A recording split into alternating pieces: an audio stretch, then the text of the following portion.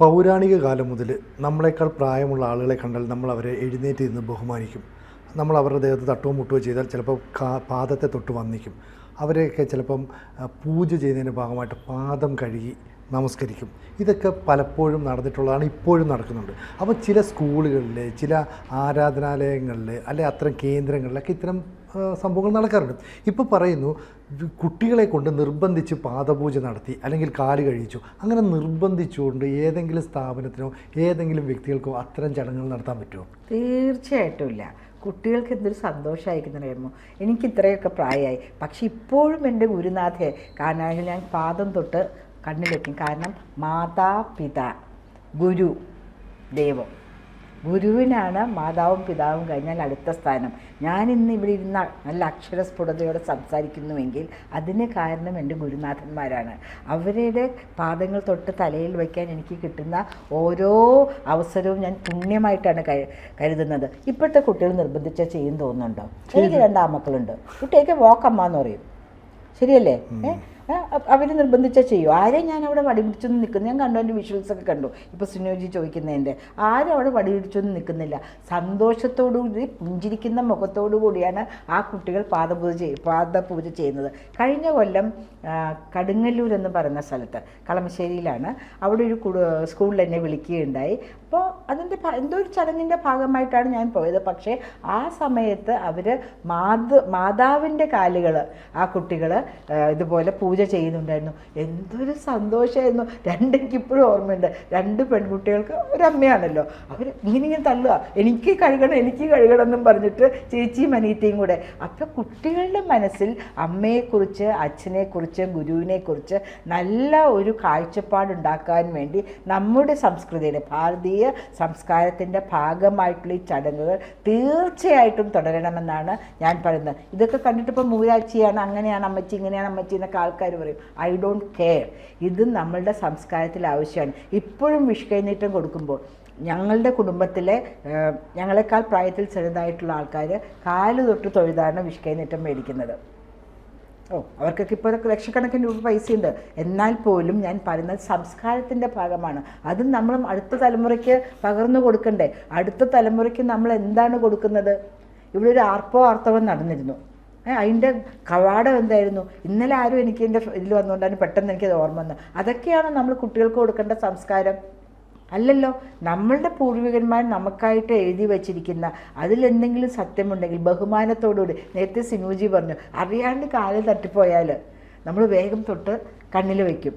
ഞങ്ങളുടെ കുടുംബത്തിലേക്ക് എങ്ങനെയാണെന്ന് വെച്ചാൽ ഒരു കൂട്ടുകുടുംബമായിട്ടിരിക്കുമ്പോൾ ആരെങ്കിലും കയറും, ഞങ്ങളെല്ലാവരും ഇങ്ങനെ നോക്കും.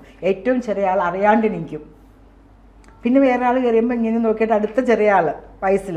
അങ്ങനെയുള്ളൊരു സംസ്കാരത്തിൽ പഠിക്കുന്ന ആൾക്കാർക്ക്, ജീവിക്കുന്ന ആൾക്കാർക്ക് മാത്രമേ ഇന്ന് നടക്കുന്ന തലമുറയുടെ അനാവശ്യമായ, എനിക്ക് വേറെ വാക്കാണ് വരുന്നത് പക്ഷേ ഞാനത് ഉപയോഗിക്കുന്നില്ല, പ്രവർത്തനങ്ങളിൽ നിന്ന് മാറി നിൽക്കാൻ പറ്റുള്ളൂ. ഇപ്പോൾ ആ കുട്ടികൾ ചെയ്ത ആ കുട്ടികൾക്ക് എല്ലാവർക്കും തന്നെ നല്ലതേ ജീവിതത്തിൽ ഉണ്ടാവും. പാദം പൂജിക്കുക എന്ന് പറഞ്ഞാൽ ഒരു ഗുരുവിനോട്, അല്ലെങ്കിൽ നമുക്ക് മാതാവിനോടും പിതാവിനോടും തുല്യമായ ബഹുമാനമുള്ള ആളുകളോട് അങ്ങനെയൊക്കെയാണ് നമ്മൾ ചെയ്യുന്നത്. ഇതാരും ഒരു വടി എടുത്തു വെച്ച് നീ ചെയ്യടാ എന്ന് പറഞ്ഞ് ചെയ്യുന്നില്ലല്ലോ. വിഷുവിൽ ഒരു വടിയും നമ്മൾ കണ്ടില്ല. എന്ത് സന്തോഷത്തോടു കൂടിയാണ് ഓരോ കുട്ടികളും പൂവിട്ട് പൂജിച്ച് കണ്ണ് ഇതാക്കുന്നത്. നമ്മൾ നിർബന്ധിക്കുന്നില്ല. എനിക്ക് തീർച്ചയായും അവിടെ ആ കുട്ടികൾ തമ്മിൽ അടിയായിരിക്കും, ഞാൻ ചെയ്യട്ടെ. അപ്പോൾ ഒരു പഴയ സംസ്കാരത്തിലേക്ക് ആളുകൾ പോവല്ലേ? ഈ സംസ്കാരത്തിലേക്ക് പോകുമ്പോൾ പഴമേ നമ്മുടെ തുടർന്ന് വരുന്ന സംസ്കാരം, ആ സംസ്കാരം വേണ്ട എന്ന് ചിന്തിക്കുന്ന കുറേയധികം ആൾക്കാരുണ്ട്. അവരാണ് ന്യൂജൻ എന്ന് പറയുന്നത്. ന്യൂജൻ ഇങ്ങനെയൊന്നും ആകാൻ പാടില്ല. അവർക്ക് റോഡിൽ നിന്ന് സിഗരറ്റ് വലിക്കണം, അത് ആണായിക്കോട്ടെ പെണ്ണായിക്കോട്ടെ, അല്ലെ മദ്യപിക്കണം, അല്ലെങ്കിൽ മറ്റുള്ളവരെ പലതും അവർ ചെയ്യുന്നുണ്ടല്ലോ. സിഗരറ്റ് വലിച്ചോട്ടെ, ദാറ്റ്സ് ഓക്കെ, അത് ഇല്ലീഗലാണ്. സിഗരറ്റ് വലിക്കുന്നത് ഇല്ലീഗലാണ്. പക്ഷെ ചെയ്യുന്ന മറ്റു കാര്യങ്ങളോ? അങ്ങനെ പോകുന്ന കുട്ടികൾക്ക്, ഇങ്ങനെയുള്ള കുട്ടികൾ നേരിൻ്റെ വഴിയിൽ കൂടെ, നന്മയുടെ വഴിയിൽ കൂടെ ഗുരുദേവൻ്റെ അനുഗ്രഹം വാങ്ങി മുന്നോട്ട് പോകുന്നത് ചിലപ്പോൾ സഹിക്കാൻ പറ്റിയില്ല. നമ്മളൊക്കെ ഓൾഡ് സ്കൂളാണ്, സദാചാര പോലീസിങ്ങിൽ പെടുന്ന ആൾക്കാരായിരിക്കും നമ്മളൊക്കെ. ഇതൊന്നും സദാചാരമല്ല, നമ്മളുടെ സംസ്കാരത്തിൻ്റെ ഭാഗമാണ്, അല്ലേ? സംസ്കാരത്തിൻ്റെ ഭാഗമായിട്ട് സിനൂജി എന്നെക്കാട്ടിലും ഇളയാളാണ്. ഞാൻ വരുമ്പോഴൊന്ന് എഴുന്നേറ്റ് നിൽക്കുകയാണെങ്കിൽ അതുകൊണ്ട് ഒന്നും നഷ്ടപ്പെടില്ല. എത്ര വലിയ നിലയിലിരിക്കുന്ന ഓഫീസറാണെങ്കിലും തന്നെക്കാൾ മുതിർന്ന ഒരാൾ വരുമ്പോൾ, അല്ലെങ്കിൽ താൻ പഠിപ്പിച്ച ഗുരുനാഥൻ വരുമ്പോൾ എഴുന്നേറ്റ് നിന്നൊന്ന് പ്രണമിച്ചാൽ ഒന്നും നമുക്ക് നഷ്ടപ്പെടാനില്ല. അത് നമ്മൾ പഠിപ്പിച്ചു കൊടുക്കുമ്പോൾ എന്താണ് ഇത്ര അസഹിഷ്ണുത? മന്ത്രി വിശദീകരണം ചോദിച്ചിട്ടുണ്ടെന്ന്.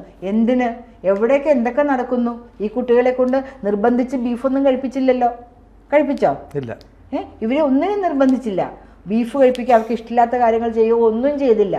പാദങ്ങൾ തൊട്ട്, അതും പാദപൂജ എന്ന് പറയുമ്പോൾ ഞാൻ കണ്ടിട്ടുണ്ട് കേട്ടോ, ഇവർ പാദം നല്ലോണം കഴുകി വൃത്തിയായിട്ടാണ് വന്നിരിക്കുക, അല്ലാണ്ട് അഴുക്കൊക്കെ പിടിച്ച് വന്ന് അങ്ങനെയല്ല.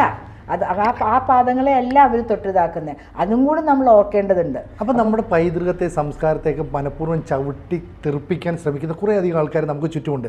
രാഷ്ട്രീയ പാർട്ടിയുമായി ബന്ധപ്പെട്ടതായിരിക്കും, ഇതര മതസ്ഥരുമായി ബന്ധപ്പെട്ടതായിരിക്കും. അപ്പോൾ അവരെയൊക്കെ അതിജീവിച്ച് നമ്മുടെ ആ പഴമയെ, നമ്മുടെ സംസ്കാരത്തെ, പൈതൃകത്തെയൊക്കെ നിലനിർത്തിക്കൊണ്ട് ഇനിയുള്ള കാലത്ത് മുന്നോട്ട് പോകാൻ പറ്റും.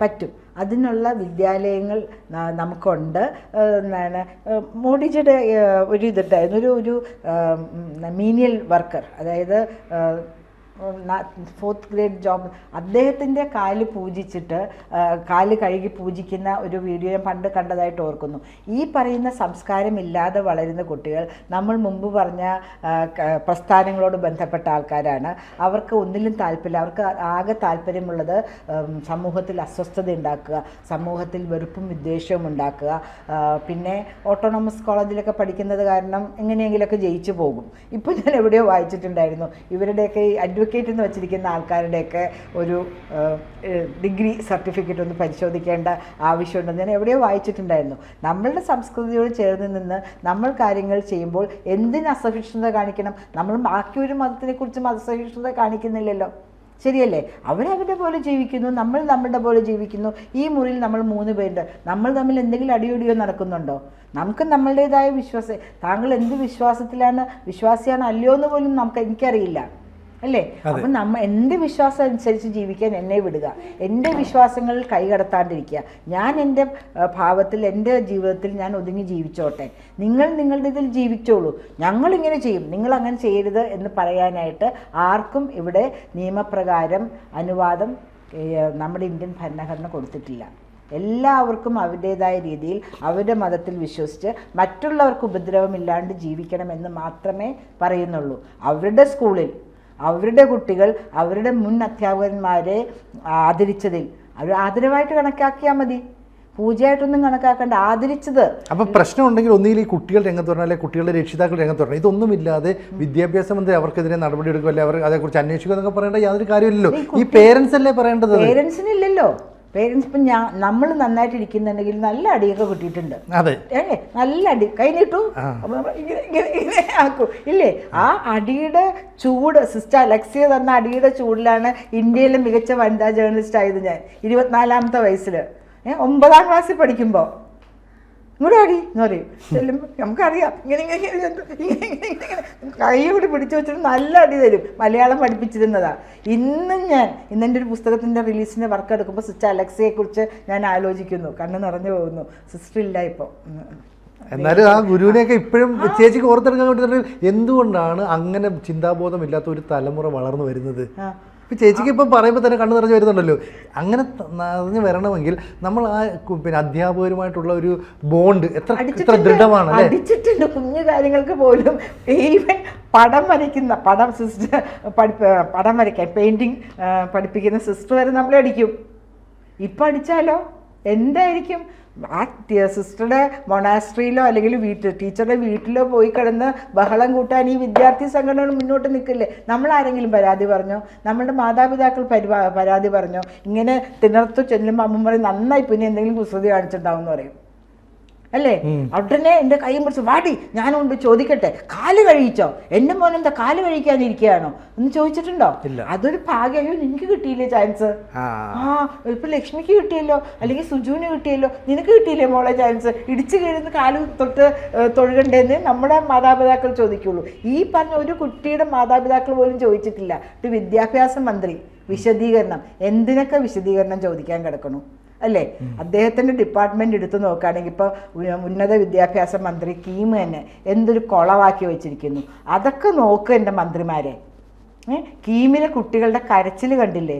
ഫസ്റ്റ് റാങ്കുകാരൻ 8ാമതായി, 5ാമതാൾ ഫസ്റ്റായി, കുറേ പേര് പുറത്തു പോയി, കുറേ പേര് അകത്ത് വന്നു. വലിയ വലിയ വിദ്യാഭ്യാസ സ്ഥാപനങ്ങളിൽ അഡ്മിഷൻ കിട്ടിയ കുട്ടികൾക്ക് ഇവിടെ കിട്ടുമല്ലോ നല്ല റാങ്ക് എന്ന് പറഞ്ഞിട്ട് അച്ഛനമ്മമാരുടെ വിഷമം അതൊക്കെ നോക്കാണ്ട് എവിടെ കിടക്കുന്ന ഒരു സ്കൂളിലൊരു 10-12 പേരുടെ കാല് കഴുകിയതിന് വിശദീകരണം ചോദിക്കാൻ പോവല്ലേ എന്ന് മാത്രമേ എനിക്ക് ഈ അവസരത്തിൽ പറയാനുള്ളൂ. ശരിയല്ലേ? ഞങ്ങൾ ജീവിച്ചോട്ടെ, ഞങ്ങളുടെ പാട് നോക്കി ഞങ്ങൾ ഒതുങ്ങി ജീവിച്ചോളാം, നമ്മുടെ സംസ്കൃതിയെ മുറുകെ പിടിച്ചുകൊണ്ട്. കൂടുതൽ വാർത്തകളും വിശേഷങ്ങളും നിങ്ങളിലേക്ക് എത്താൻ ABC മലയാളം സബ്സ്ക്രൈബ് ചെയ്യുക, ബെൽ ബട്ടണും അമർത്തുക.